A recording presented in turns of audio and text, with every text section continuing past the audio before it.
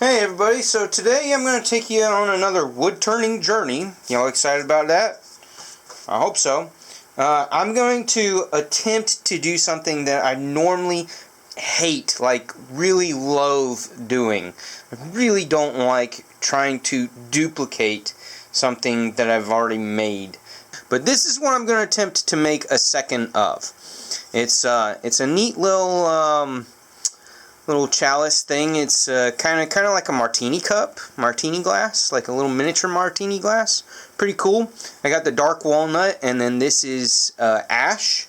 And so what it starts out as is I've got these blank ash round chunks, at least this starting off as round, and then the dark walnut is just like a little square, you know, like this, obviously a little bit larger diameter square gets mounted to it.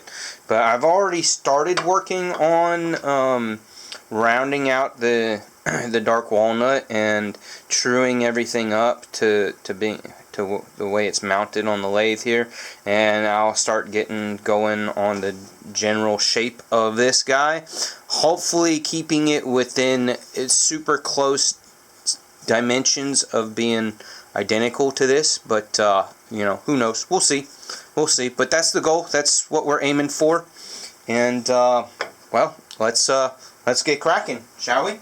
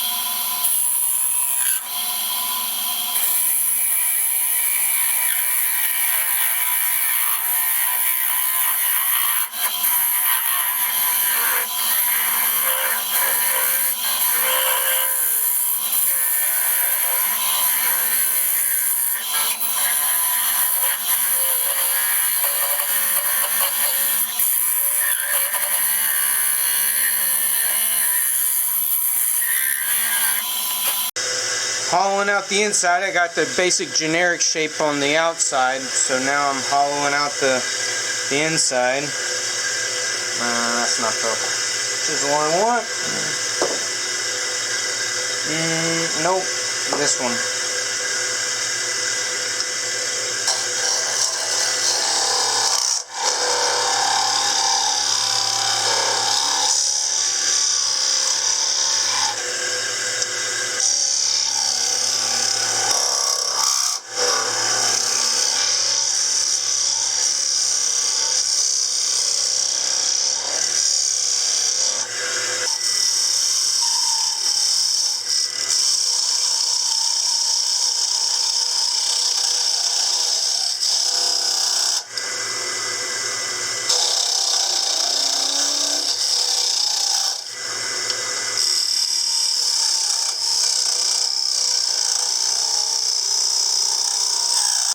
So here we are, a quick update. Just about identical in size. The only difference really is a little bit taller on the base part of it. Maybe, I don't know. I think this I want a little thinner here in diameter than that, just a hair bit thinner. So really not much of a difference. And I did go, this one I didn't go quite as far down, quite as deep of a bowl, whereas this one's going to be, it's a little bit deeper. The inner ring of the lighter wood is larger on this one.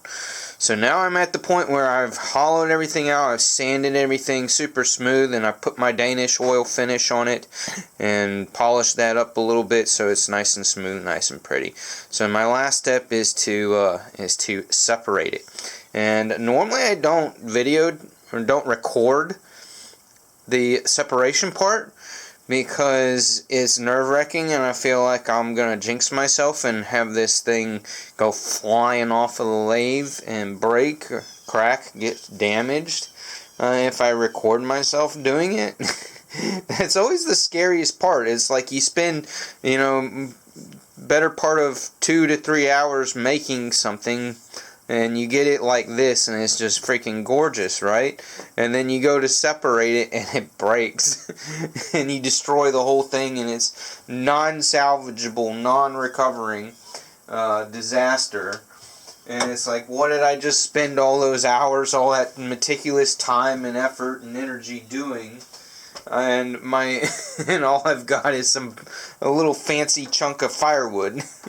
So yeah, let's preferably not have that happen.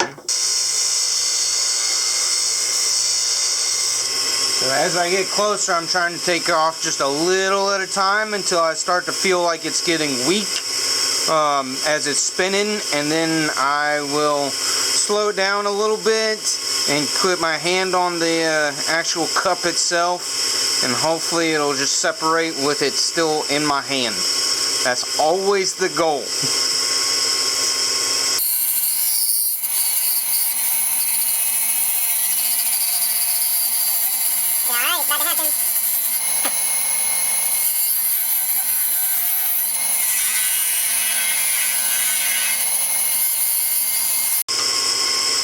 Let's turn my speed down a little bit so it's easier to play catch.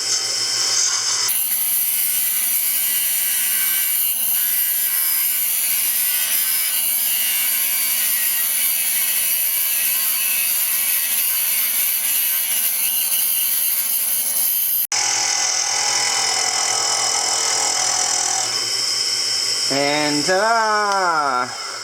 now I just gotta grind that down, just sand that down, and we'll be good to go. How about that? Sweet. Just gotta clean up the bottom. Alright, let's do that. Alright, so here we have them. Super close, but not really. They're right about the same size. Clearly this one's got a deeper base. You can see that it's been, I hollowed it out further. It's also slightly smaller in diameters, like ever so slightly. Like that's really freaking close. No, not too bad.